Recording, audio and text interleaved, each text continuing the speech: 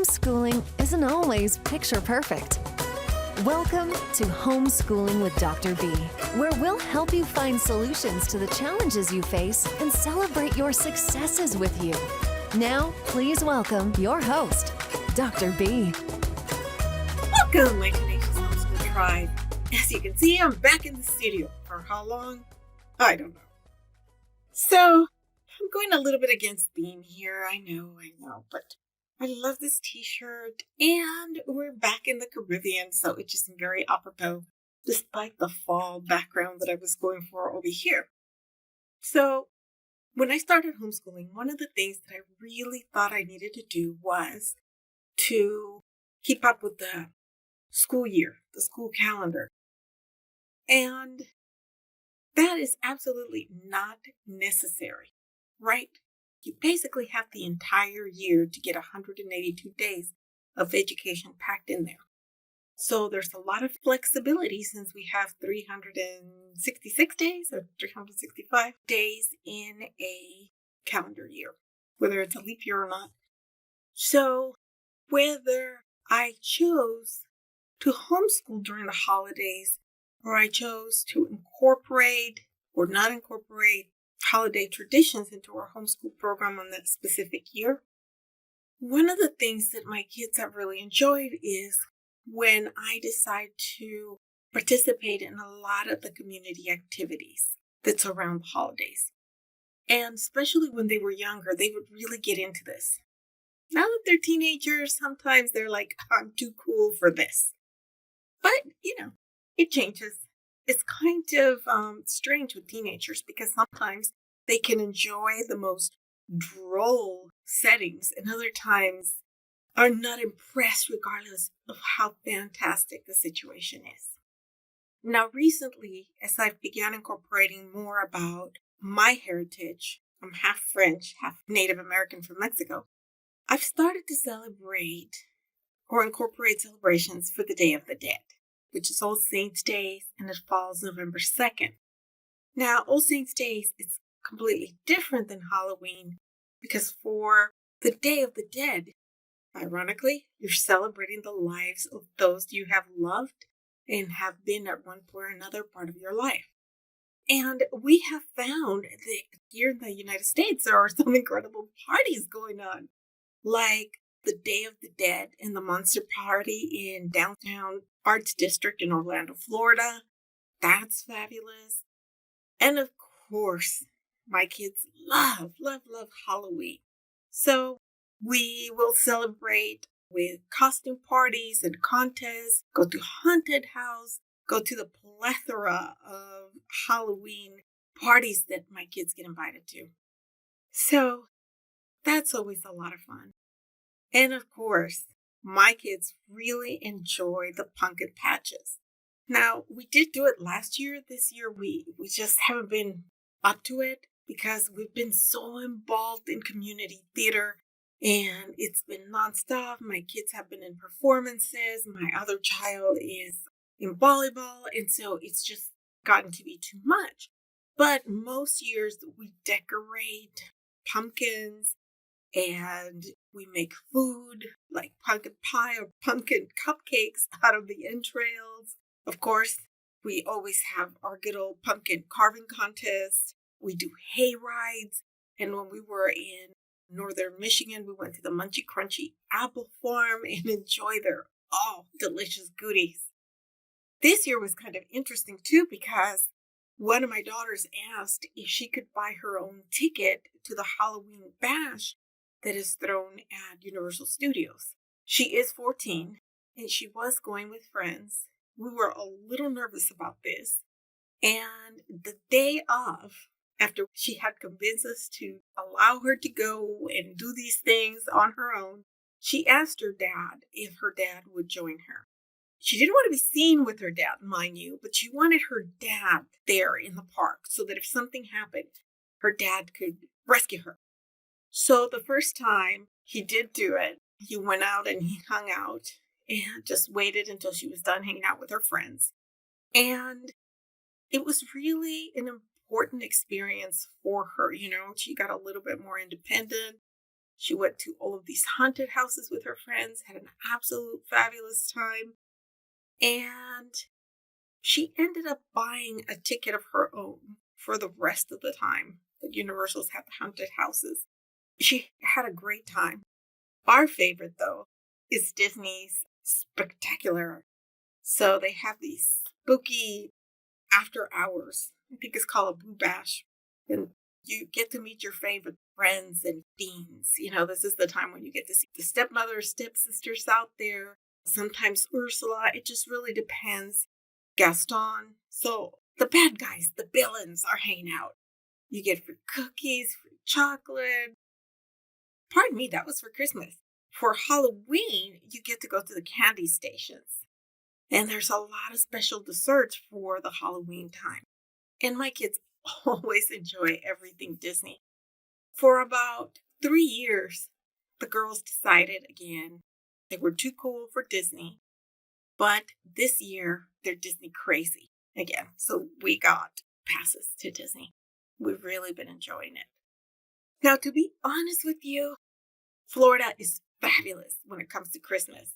There are so many spectacular places to go to lighting ceremonies. I just absolutely love it. Love it. Especially if you go to Disney World parks. I highly recommend the Celebration Christmas lights. They also have like this adorable golf cart training thing that they make up. And they take you around Celebration and you get to see all the decorations in the town that Disney built. And it's just gorgeous. It's a gorgeous time of the year to be out there. And of course, there's tons of treats for the kids. One of the things I enjoyed the most when I was in San Diego, we would go to Disneyland in Anaheim. And of course, I believe I've talked about this before. I love the way that Disneyland decorates the haunted house with A Nightmare Before Christmas. It's just fabulous. I've never found it scary. I just think it's just an amazing place. My kids did go through a stage in which I thought that was scary, but it's just little kid stuff. However, my absolute favorite is the community I live in the Caribbean. Puts out a golf cart parade, and people just go all out and create these fabulous decorations from their golf cart. And then afterwards, there is an end point in which there's this great party. My kids have performed at the party. It's just always wonderful, wonderful experience for the kids to hang out with friends and families. Unfortunately, they didn't do it last year because of COVID. And this year, they're doing the parade, but they're not doing the party. Of course, SeaWorld, Universal, and Legoland are never far behind. Universal does put out a wonderful Halloween haunted house, spectacular thing. My daughter, as I said, loved it. The other two are fraidy hats, and they were not involved in that. Gatorland puts out Ghosts and Goblins and Gaylor Palms. Oh my gosh, I don't know if they're going to do it this year, but they have snow and slides and Christmas shows and food, and it's just a wonderful experience to embrace into this time of the year for any homeschoolers. Christmas Florida. This is wonderful, absolutely wonderful, especially if you want to make it part of your curriculum. It's called Fort Christmas Cracker Christmas. It includes a huge craft fair, pioneer demonstrations, Civil War artifacts displays, antique cars, tractors, delicious food, Southern festival food, like pulled pork sandwiches, gator tail, if you're up for an adventure, boiled peanuts, swamp cabbage, and a wide variety of scrumptious baked foods. And who could pass up on scrumptious, right? There is also a blacksmith demonstration, and a lot of people will go to this specific celebration and postmark their Christmas cards from Christmas Town in Florida. One thing to keep in mind if you decide to go to this Christmas Town celebration is you need to get there early. We've done it a couple of times and the crowds are just insane. So maybe not the best choice this year with the pandemic still going on, but it is an incredible experience for the kids. And of course, we love the Christmas lighting ceremonies, the partying and the caroling that goes along with it. My traditional favorite is Balboa Park in San Diego, California. But of course, I also love Celebration, Florida's Christmas lighting celebration, especially their little train ride, as I was talking about before. Orlando puts on a good show. Lake Eola. I mean, there are so many wonderful tree lighting ceremonies available. One of the ones that I would love to go to, but I haven't gotten around, is the one in San Agustin. So just a lot. And for those of you who enjoy the theater, there's a Nutcracker Ballet, there's a Christmas Carol. We have gone to the theater during the pandemic. I don't know what it's like in other parts of the country, but here in Orlando at the Dr. Phillips Center, you have to wear a mask. You have to show proof of vaccination or a negative COVID test to get in. So we feel relatively safe going to see theater performances. Not that we love wearing the mask for that long, but, this is the world we live in right now. And of course, you can throw a party. Now, again, during this pandemic, you might want to throw a smaller party with people that you trust or family. Some of our favorites have been the ugly Christmas sweater party or the ugly Christmas t-shirt party if we're in the Caribbean. And this is where somebody comes in and everybody competes to see who had the ugliest sweater or the ugliest t-shirt.